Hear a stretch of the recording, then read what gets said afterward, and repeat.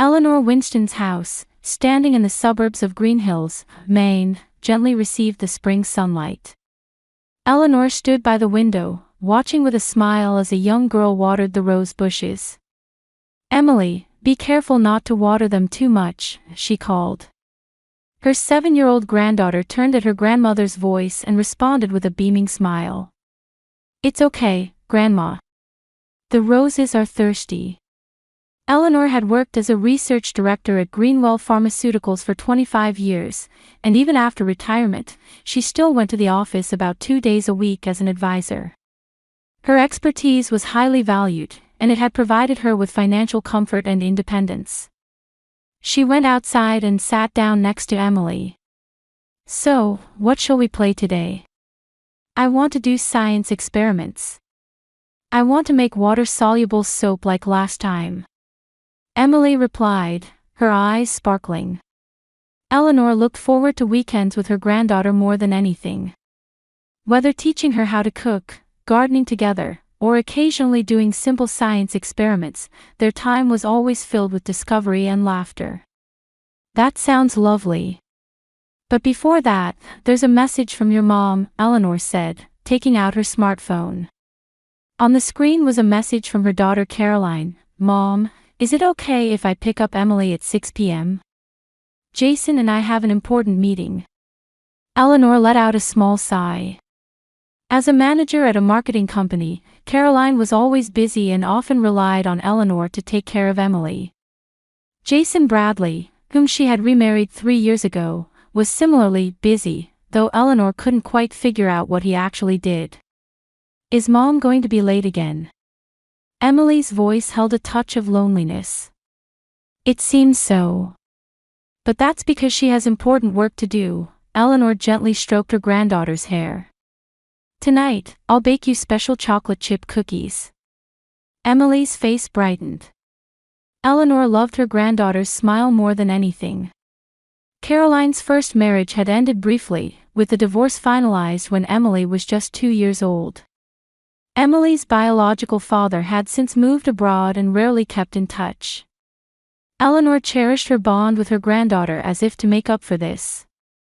The phone rang, and Eleanor answered a call from Caroline. "Mom, I have something important to tell you." Caroline's voice had an unusual excitement to it. "Next week, we want to celebrate your 60th birthday in grand style. Jason is planning a wonderful dinner." Eleanor frowned. She preferred quiet time with family over elaborate celebrations. "Caroline, there's no need for anything so extravagant. A simple meal would be fine." "No way, Mom. This is a very special day." Caroline's voice was passionate. "I want to express my gratitude to you. For everything." From the other end of the phone, she could hear Jason's voice. "Eleanor, don't worry. I've arranged for the best chef. We'll even have your favorite seafood risotto specially prepared." Eleanor felt a discomfort in her stomach. Jason's excessive kindness always made her uneasy. However, she couldn't resist her daughter's enthusiasm. "All right, Caroline. I'll look forward to it." After hanging up, Eleanor glanced toward Emily, who was sitting on the lawn. Her granddaughter seemed to be deep in thought. "Emily, what's wrong?" "Nothing," Emily answered with a suddenly bright voice. "I'm looking forward to your birthday." There was an odd inflection in her words, and Eleanor tilted her head slightly. However, she dismissed it as just a child's whimsical change of mood. "Well, shall we start our promised science experiment?" Eleanor stood up and extended her hand to her granddaughter. The rest of the day went by pleasantly. The soap-making experiment was a great success, and Emily proudly held the lavender-scented soap she had made, declaring it a present for Mom. At dusk, when Caroline came to pick her up, Emily reluctantly packed her things. As they said goodbye, she hugged Eleanor more tightly than usual. "See you next week, Grandma." Her voice seemed to carry something urgent. As Eleanor watched her granddaughter leave, she began thinking about preparations for next week's birthday party. On the morning of her birthday, Eleanor woke up with a peaceful feeling. Though she had wanted to spend a quiet day, the thought of the elaborate party Caroline had planned made her feel a bit heavy-hearted. Nevertheless, she resolved to respect her daughter's feelings and changed into an elegant navy blue dress. At 5 in the evening, Eleanor arrived at Caroline and Jason's house. The two-story house in an upscale residential area was decorated more lavishly than usual. The front door was adorned with glittering ribbons, and a sign reading, "Happy 60th Birthday, Eleanor," was displayed. "Mom, thank you for coming." Caroline greeted her mother at the door and kissed her on the cheek. "Today is a special day." Entering the house, the living room was decorated with balloons and flowers. On the table was an array of fine wines and Eleanor's favorite cheese platter. Jason stood by the fireplace and approached with a smile when he saw Eleanor. "Eleanor, happy birthday," he said, embracing her somewhat exaggeratedly. "Today is a special day for you. I've opened a special wine." He took an expensive-looking wine bottle from the table and poured it into a glass. "This is a 2005 Chateau Margaux. The finest wine for the finest day." Eleanor accepted the glass and said, "Thank you, Jason. But there was no need to open something so expensive." "Nonsense, no need to hold back. Today is a special day," Jason emphasized, raising his glass again. "Cheers.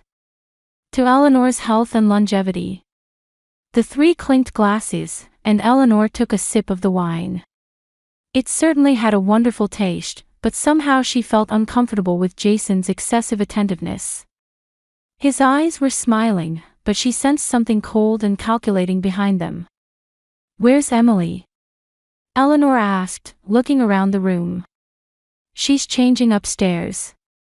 "She should be down soon," Caroline answered. "Mom, sit down. I still have some food preparations to make, and Jason will keep you company." As Caroline headed for the kitchen, Jason sat next to Eleanor and poured more wine into her glass. "So, how are you enjoying retirement?" "I'm quite satisfied. I go to the company just 2 days a week and enjoy my own time the rest of the week." "Wonderful.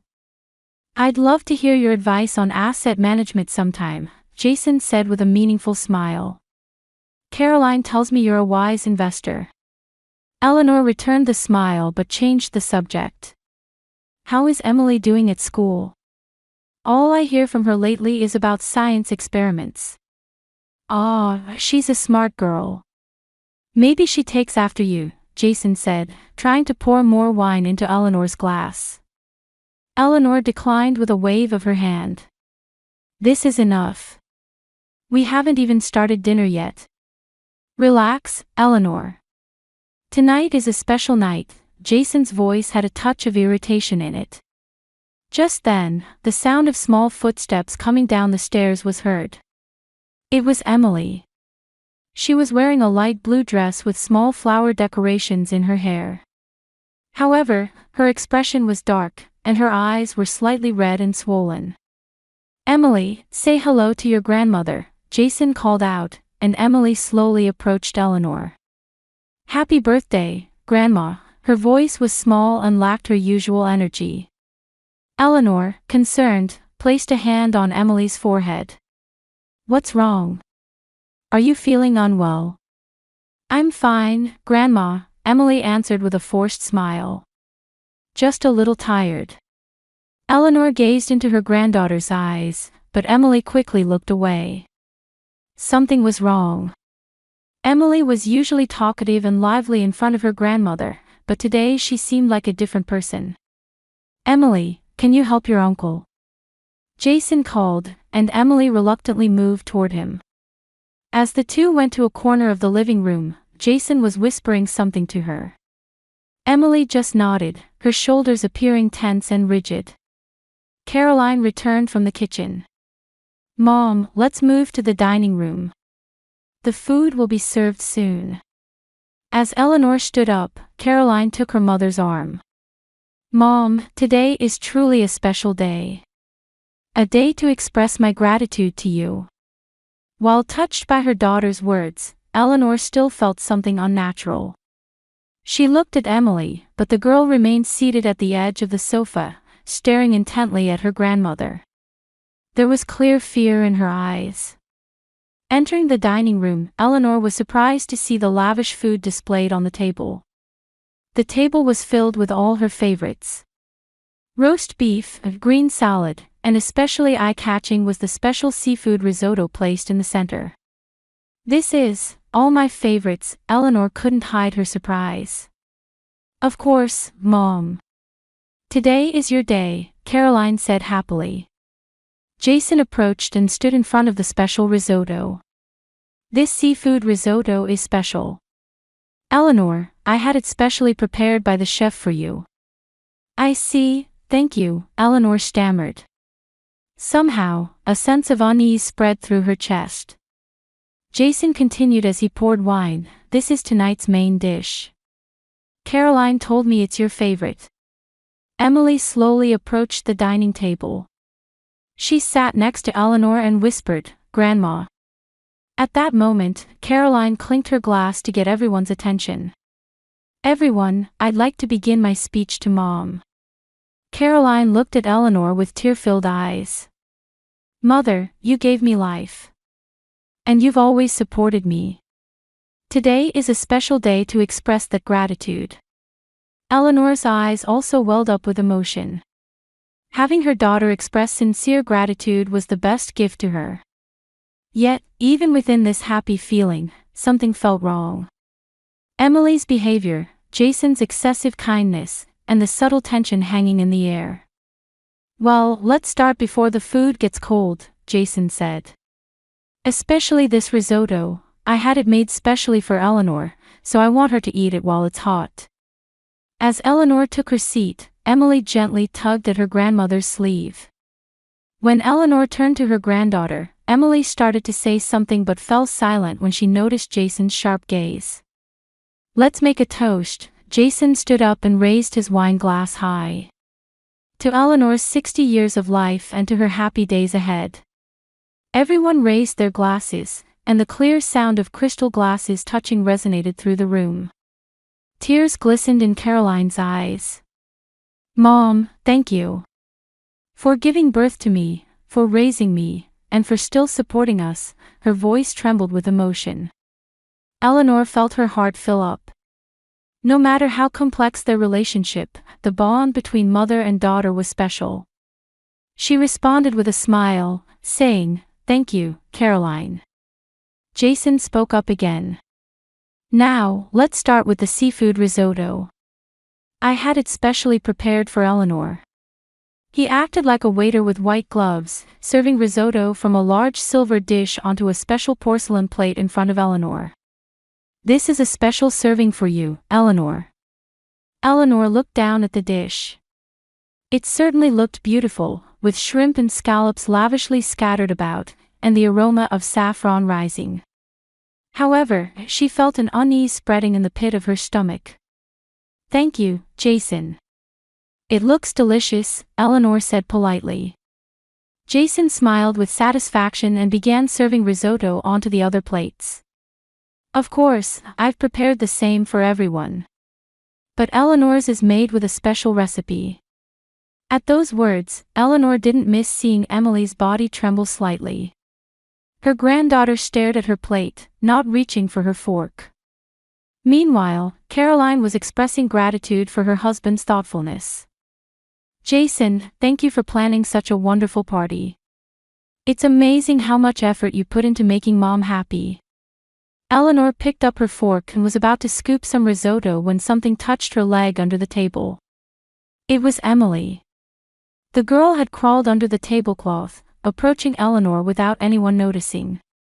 Eleanor concealed her surprise and pretended to drop her napkin as she bent down. "Oh, I dropped my napkin."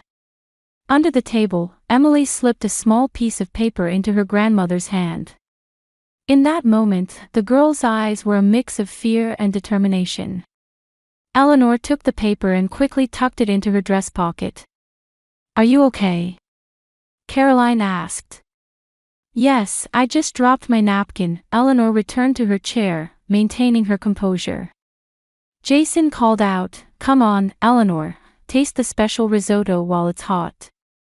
Emily had already returned to her seat, but her eyes never left her grandmother.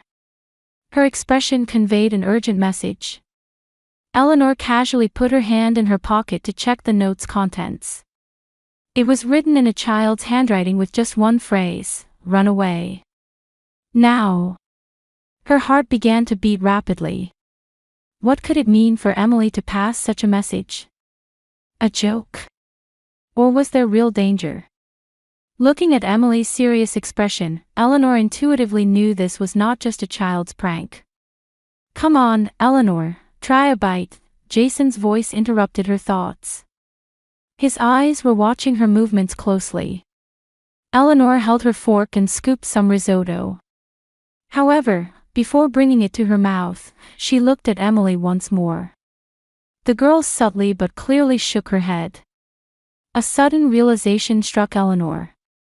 Jason's excessive kindness, the specially prepared dish, and Emily's fear. Everything connected.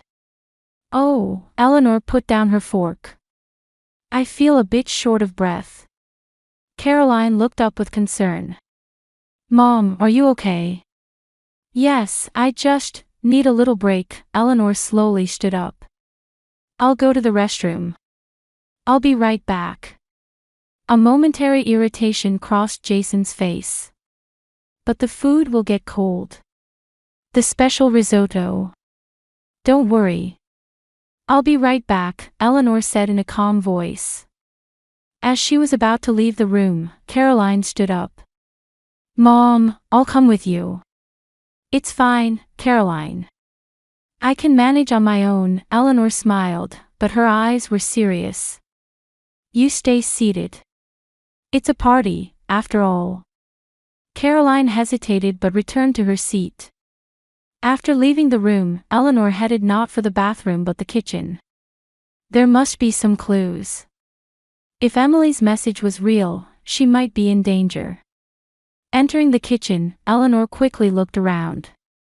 Utensils and ingredients used for food preparation were scattered on the counter. Among them, her eyes caught Jason's jacket placed beside the sink. Eleanor carefully searched the pockets. There was a small medicine bottle. The label read gastrointestinal medicine, but to Eleanor's experienced eyes, it was clearly not ordinary medication. Having served as a research director at a pharmaceutical company for many years, she had the ability to sense a drug's dangers. Searching further in the pockets, she found folded documents. Opening them, they were copies of her life insurance policy. There was what appeared to be a forged signature changing the beneficiary from Caroline to Jason. Eleanor's blood ran cold. From another pocket, she found Jason's smartphone. It was locked, but notifications were visible. Reminder: drug effects after 6 hours. Looks like natural death. All the pieces came together in Eleanor's mind. Jason was trying to kill her. And his plan seemed perfect. The specially prepared risotto, the special wine, and above all, the excessive attention to Eleanor. It was all part of a plan to get her life insurance money. Suddenly, the kitchen door opened. Eleanor quickly returned the smartphone to the pocket and turned around. Jason was standing there. "What are you doing?" His voice clearly contained anger. Eleanor maintained her composure and answered, "I was feeling a bit unwell and looking for some medicine." Suspicion crossed Jason's face. Why the kitchen, not the bathroom? Caroline once mentioned she kept headache medicine in the kitchen drawer. Eleanor feigned calmness. "I see." Jason slowly approached. "Don't worry. Everything you need tonight has been prepared." Those words carried an ominous double meaning. His eyes were cold and calculating. "Thank you," Eleanor smiled, but in her mind, she was devising an escape plan. "Everyone's waiting. Let's go back." Jason grabbed her arm and held it tightly. "Eleanor, you're our special guest. I want you to enjoy the special meal tonight. Though feeling the pain in her arm, Eleanor didn't lose her smile. Of course, Jason. But before that, I need some fresh air. May I go outside? Jason's eyes narrowed. All right. But I can't wait long. This party was prepared by Caroline with so much care. Eleanor slowly freed herself from Jason's hand and headed for the kitchen door. In her mind, she was rapidly forming a plan of action. Emily had saved her life. Walking down the hallway, Eleanor steeled her resolve. She would not return to the dining room. Instead, she planned to go to the bathroom and contact the police. However, before that, she needed to ensure Emily's safety. It pained her heart to think that her little granddaughter was feeling fear amidst this terrible plan. Eleanor looked back, confirming Jason was still in the kitchen. Then she quickly headed for the bathroom. Closing the bathroom door and locking it, Eleanor took out the smartphone from her pocket. Her hands were shaking, but she took a deep breath to regain her composure. Dialing 911, an operator responded immediately. My name is Eleanor Winston. My daughter's husband is trying to poison me, Eleanor conveyed in a low but clear voice. 215 Oakwood Drive, Green Hills, Maine. We'll dispatch police immediately. Please stay where you are. My granddaughter might be in danger too. I have evidence. Eleanor took photos of the notes found on Jason's smartphone and the medicine bottle and sent them. After ending the call, Eleanor put her ear to the door. The hallway was quiet. She opened the door slightly and peeked out. There was no sign of Jason, and she could hear voices from the dining room.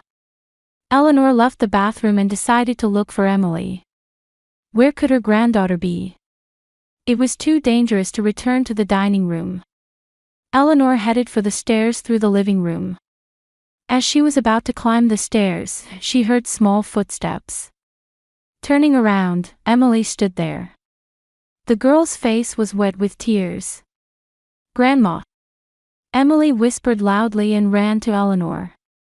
Eleanor embraced her granddaughter and hid behind the stairs. It's okay, Emily. I saw your note. I've contacted the police. Emily sobbed and said, Uncle Jason is planning something bad. I overheard him. What did you hear? Eleanor gently asked. Uncle was talking on the phone. He said, tonight is the last chance. Then I saw him put some strange powder in your food, Emily said in a trembling voice. I was scared, but I wanted to protect you. Eleanor hugged her granddaughter tightly. You saved my life, Emily. You're such a brave girl. Eleanor. Emily. Where are you?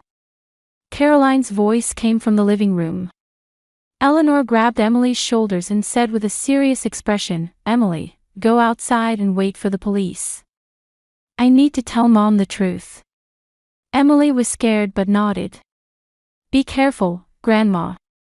The girl left through the back door, and Eleanor headed for the living room. Caroline was standing there alone. Mom, what's going on? Jason is acting strangely and looking all over for you. Eleanor looked directly into her daughter's eyes. Caroline, sit down. We need to talk. As they sat on the sofa, Eleanor quietly said, Jason is trying to kill me. The color drained from Caroline's face. What are you saying? That's absurd. I found a copy of my life insurance policy in his jacket. The beneficiary has been changed to him. Eleanor showed the photos she had taken on the smartphone. Also, he put something in my food. Emily saw it. Caroline was stunned. I can't believe it. There was a note on his smartphone. It said, drug effects after 6 hours. Looks like natural death. Tears welled up in Caroline's eyes. Mom, I'm so sorry. I had no idea. At that moment, Jason's voice was heard from the dining room. Caroline, did you find Eleanor? When he entered the living room, the air froze. Jason saw Eleanor and Caroline and showed a moment of confusion. However, he quickly composed himself and put on a smile. "Ah, there you are." Everyone was worried. "The risotto is getting cold." Eleanor calmly replied, "Jason, I know. I've contacted the police." Jason's expression changed dramatically. "What are you talking about?" "That you're trying to kill me. And I've sent the evidence to the police." Jason suddenly ran for the door. However, at that very moment, the sound of sirens approached. He stopped and looked out the window. Police car lights were visible. "It's a lie," he muttered. "That child." "Emily saved my life," Eleanor said. Caroline stood up and shouted at Jason, "Why? Why would you do this?" A cold smile appeared on Jason's face. "Why?" "Money, Caroline. Your mother's insurance is a substantial amount. And after her death, you would inherit her assets. Then, we could." We. Caroline's voice trembled with anger. "You tried to kill my mother." A loud knock sounded at the front door, and a police officer's voice was heard. "Police! Open the door." Caroline glared at Jason as she walked toward the door. Eleanor also stood up and followed her. Jason tried to escape through the window, but police officers were also waiting in the yard. He finally dropped his shoulders and stood still in resignation. As the police entered the living room, Emily appeared with them. The girl ran to her grandmother and hugged her tightly. "Grandma, are you okay?" Eleanor, feeling tears on her cheeks, stroked Emily's hair. "Yes, thanks to you. You saved me." Caroline joined them, and the three embraced tightly. 6 months later, in the fall, colorful autumn leaves swayed in the wind in Eleanor's backyard. Eleanor sat on the porch, drinking warm coffee and watching Emily play on the lawn.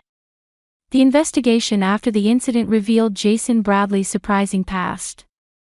He had been suspected of a similar incident in another state but was not indicted due to insufficient evidence. The drug found in Eleanor's house was a powerful cardiac poison obtained from a former colleague, difficult to detect and likely to be judged as natural death. The trial was brief, and Jason was sentenced to a long prison term. The day Caroline went to visit him, he coldly declared, "It was only for the money. You and that child were ultimately in the way." Those words completely broke Caroline's heart. For the past few months, Caroline and Emily had moved into Eleanor's house. Caroline had completed divorce proceedings and started a new job at a local publishing company. It took her time to recover from her husband's betrayal and the fear of her mother almost being killed, but gradually, her smile was returning. Emily visited a psychological counselor once a week. In her counseling sessions, she talked about her fear when she noticed her stepfather's actions and her anxiety afterward. "I saw Uncle Jason put strange powder in the food when he was practicing making the special dish in the kitchen. After that, I got scared when I heard him say, 'Tonight is the last chance,' on the phone," she had confessed. However, the counselor was amazed at her resilience. "I'm really happy I could protect Grandma," she would say proudly. "What are you thinking about?" Caroline's voice brought Eleanor back to reality. Her daughter came up to the porch and sat next to her mother. "Just thinking about how lucky we were," Eleanor smiled. "Thanks to Emily." Caroline let out a deep sigh. "She really is a special child. Mom, when I think about how I almost lost both of you." Her voice trembled. Eleanor took her daughter's hand. "We can't change the past. But from now on, let's create new memories together." A year later, Eleanor's birthday came around again. This time, the celebration was a quiet one with just the three of them in Eleanor's living room. A homemade cake, candles, and heartfelt presents made for a simple party. Yet, It was many times warmer and filled with genuine happiness compared to last year's lavish dinner. "Grandma, this is for you," Emily handed a small envelope. When Eleanor opened it, inside was a handmade card. "I love you, Grandma. Let's always be together," was written in childlike letters. Eleanor hugged her granddaughter and whispered, "We are a true family bound not just by blood, but by truth and trust." Caroline joined them, and the three embraced tightly. Far away in prison, Jason Bradley spent his days in solitude. No visitors, just days of regretting his actions. The true richness was the bond of trust and love that Eleanor, Caroline, and Emily had built, far more valuable than the financial wealth he had sought. As Eleanor blew out the candles on the cake, she silently vowed to continue cherishing and protecting this family, this bond. After all, the new chapter that began with the worst birthday of her life had taught her about the most important things in an unexpected way.